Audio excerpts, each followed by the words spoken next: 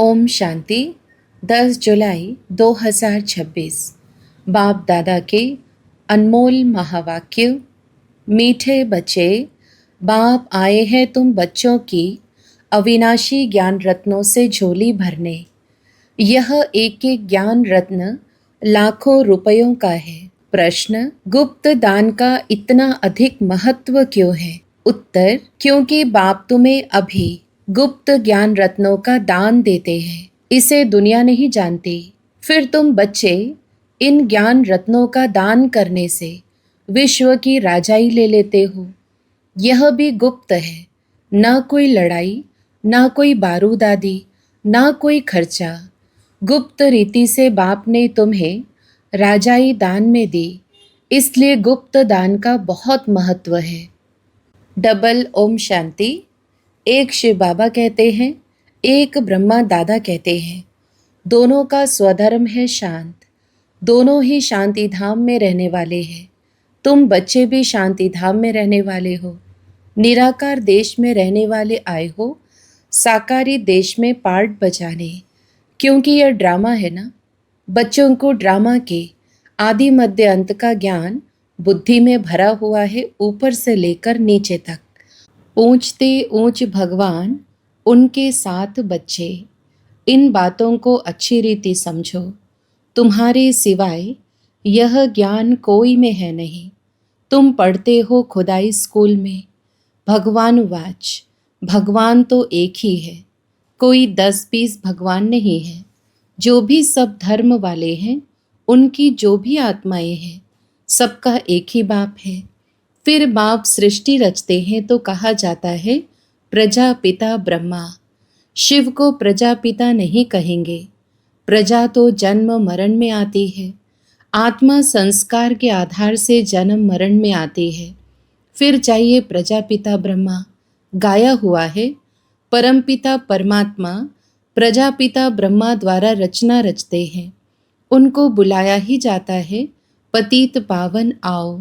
जब दुनिया पतित बनती है और उनका अंत होता है, तब ही बाप आते हैं पतित से पावन बनाने। अब तुम जान गए हो, बाप आते भी एक बार है और कब आते ही नहीं। अभी तुमको सारी नॉलेज मिलती है। तुम ड्रामा के एक्टर्स हो ना। ड्रामा के एक्टर्स को सबकी एक्ट का जरूर पता होना चाहिए कि क्या क्या पार्ट है। वह होता है छोटा हद का पार्ट, अर्थात ड्रामा। उनका तो सबको पता पड़ जाता है। तुम भी देख कर आते हो। चाहो तो लिख भी सकते हो, याद कर सकते हो। छोटा सा होता है। यह तो बहुत बड़ा बेहद का ड्रामा है, जिसको तुम सतयुग से लेकर कलयुग अंत तक जानते हो। अभी तुम बच्चे जानते हो, हमको बेहद के बाप से बेहद का वर्षा मिलता है। फिर हद के बाप से हद का वर्षा, हद की प्रॉपर्टी मिलती है। बाबा ने समझाया था, राजाएं जो बनते हैं वह अगले जन्म में दान पुण्य आदि करने से एक जन्म के लिए राजा बनते हैं। ऐसे नहीं कि वह दूसरे जन्म में भी बनेंगे। तुम जो सतयुग में राजाएं महाराजाएं थे, ऐसे मत समझो कि तुम्हारी राजाई कोई गुम हो जाती है। फिर जब भक्ति मार्ग होता है, तब भी वह जास्ती दान पुण्य करते हैं, तो वह भी राजाई में जाते हैं, परंतु वह फिर हो जाते हैं विकारी राजाएं। तुम ही जो पूज्य थे, सो फिर पुजारी बने हो। फिर भी सुख तो रहता है, दुख तो सिर्फ अभी होता है। अभी तमो प्रधान में भी तुमको सुख है, कोई लड़ाई झगड़े की बात नहीं। यह तो बाद में होता है, जब लाखों के अंदाज में हो जाते हैं, तब लड़ाई आदि शुरू हो जाती है। तुम बच्चों को तो सतयुग त्रेता द्वापर में भी सुख है। जब तमोप्रधान शुरू होता है, तब थोड़ा दुख होता है। अब तो है ही तमोप्रधान। बाप समझाते यह है ही तमोप्रधान दुनिया। तुम जानते हो, यह बेहद का ड्रामा है। इनसे कोई भी छूट नहीं सकता है। मनुष्य जब दुख में तंग हो जाते हैं, तब कहते हैं भगवान ने ऐसा खेल क्यों रचा है। अगर भगवान रचे ही नहीं तो दुनिया ही नहीं होती, कुछ नहीं होता। रचता और रचना तो है ना, उनकी डिटेल भी है। सतयुग से कलयुग अंत तक बाकी थोड़े रोज हैं। तुम भी प्रैक्टिकल में देखेंगे, पहले से ही तो नहीं दिखाएंगे। 5000 वर्ष का बाकी थोड़ा चक्र है, वह अभी थोड़े ही दिखा देंगे। जब होगा तब उनको भी साक्षी हो देखेंगे। जो होना होता है वह कल्प पहले माफिक होगा। यह तो देखते ही हो, तैयारियां हो रही हैं। विनाश तो होगा जरूर, सबकी तैयारी हो रही है। वह ड्रामा में पहले से ही नोंद है, विनाश जरूर होगा। अब तुम बच्चों को बाप समझाते हैं। तुम्हारी आत्मा जो तमो प्रधान बनी है, उनको भी यहाँ सतो प्रधान बनाना है। यह तुम अभी समझते हो। बाप गुप्त आते हैं, गुप्त ही तुमको ज्ञान दे रहे हैं। दुनिया में कोई नहीं जानते। गुप्त रीति तुम विश्व का राज्य लेते हो, कोई भी आवाज नहीं। बिल्कुल ही गुप्त दान कहा जाता है ना। बाप आकर बच्चों को अविनाशी ज्ञान रत्नों का गुप्त दान देते हैं। बाप भी कितना गुप्त है, कोई नहीं जानते हैं। यह सब कहाँ जाते हैं?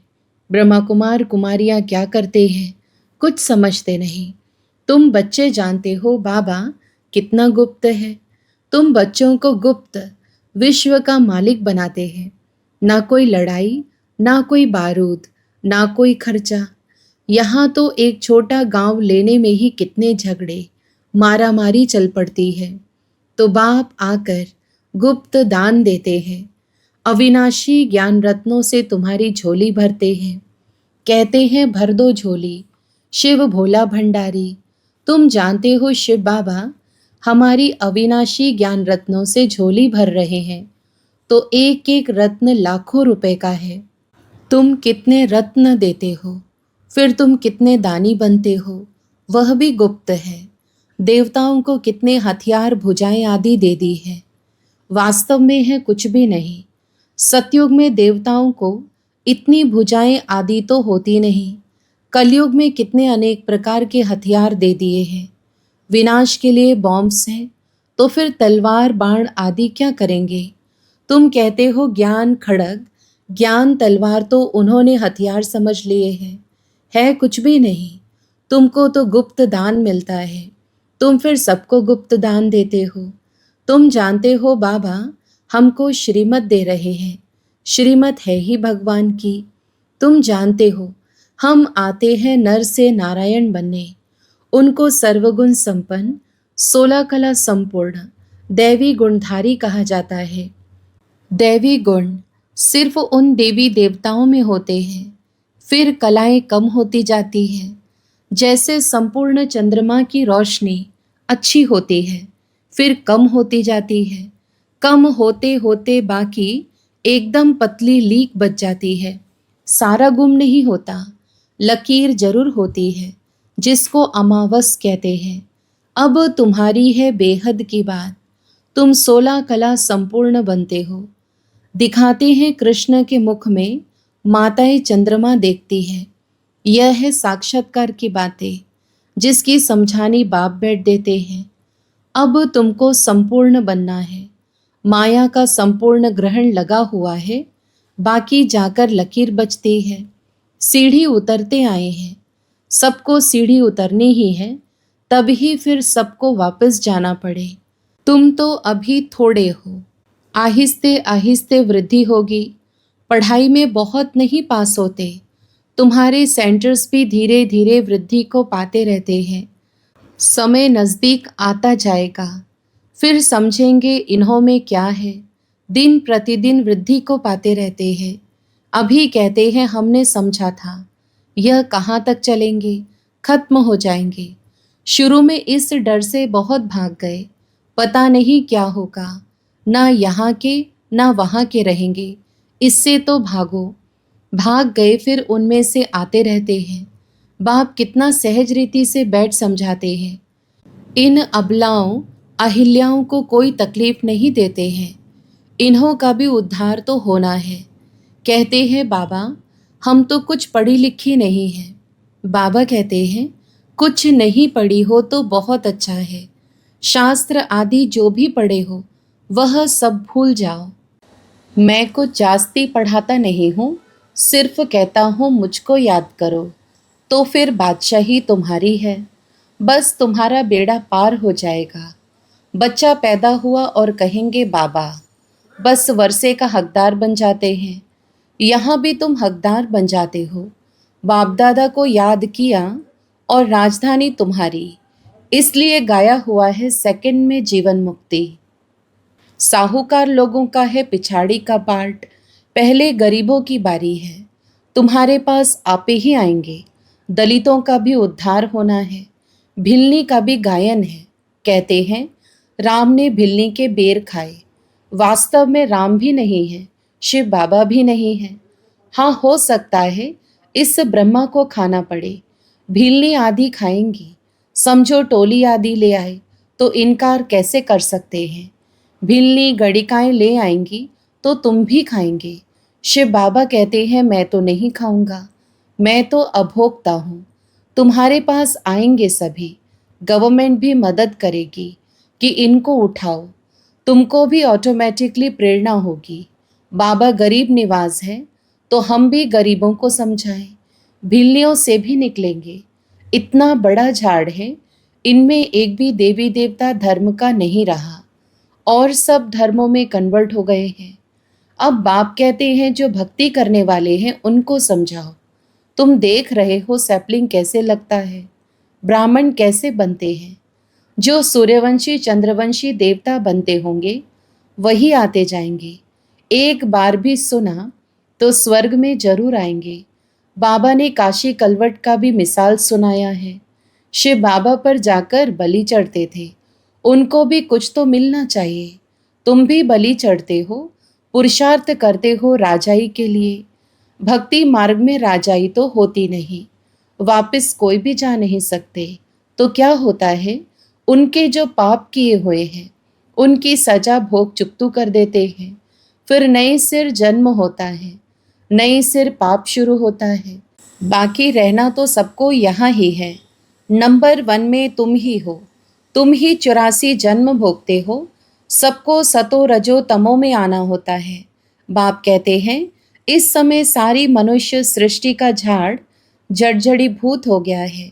मनुष्य तो बिल्कुल घोर अंधियारे में कुंभकर्ण की नींद में सोए हुए हैं। एक कुंभकर्ण नहीं, अनेक हैं। तुम कितना भी समझाते हो, सुनते ही नहीं है। जिनका पार्ट है वह पुरुषार्थ करते हैं और वही मात पिता के दिल पर चढ़ते हैं। तख्त नशीन भी वही बनेंगे।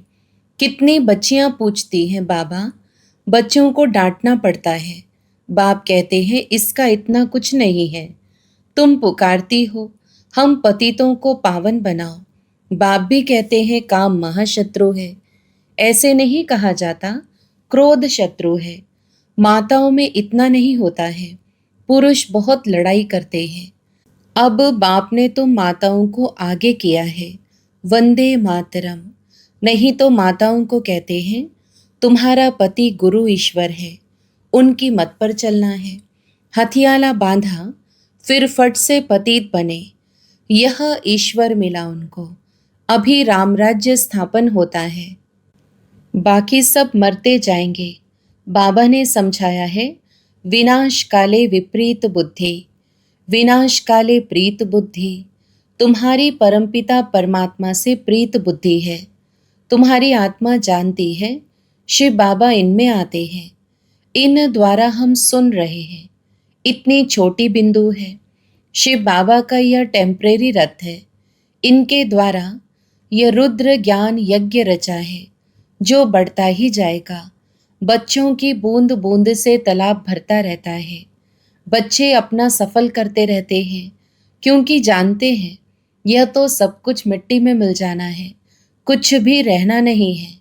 इतना तो सफल हो जाए। सुदामा का भी मिसाल है ना। बच्चियां बाबा के पास चावल मुट्ठी व 6-8 रुपया भेज देती है।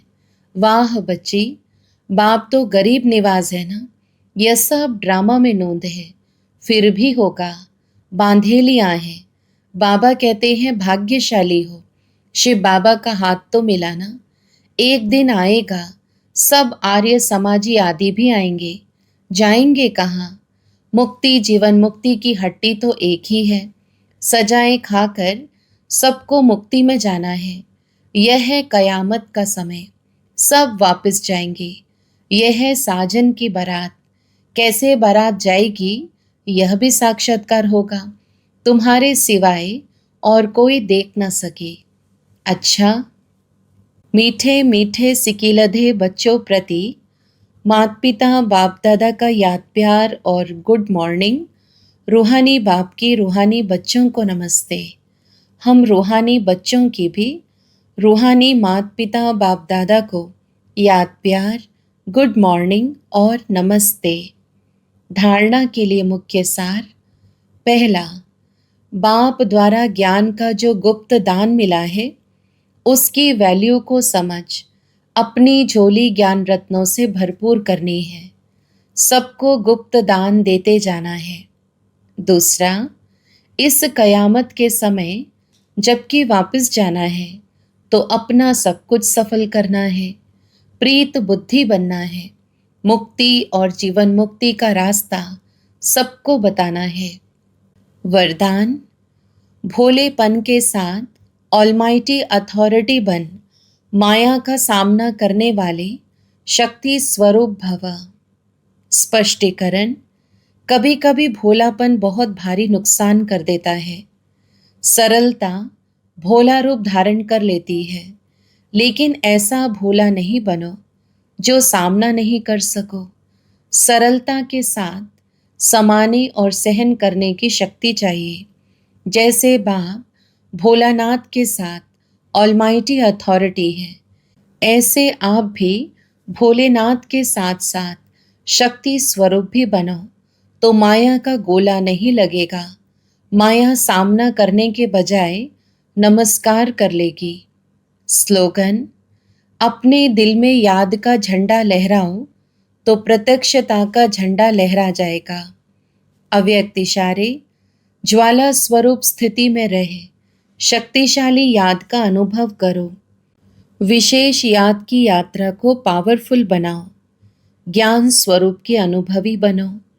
आप श्रेष्ठ आत्माओं की शुभ वृत्ति व कल्याण की वृत्ति और शक्तिशाली वातावरण, अनेक तड़पती हुई भटकती हुई पुकार करने वाली आत्माओं को आनंद, शांति और शक्ति की अनुभूति कराएगी। अच्छा, ओम शांति।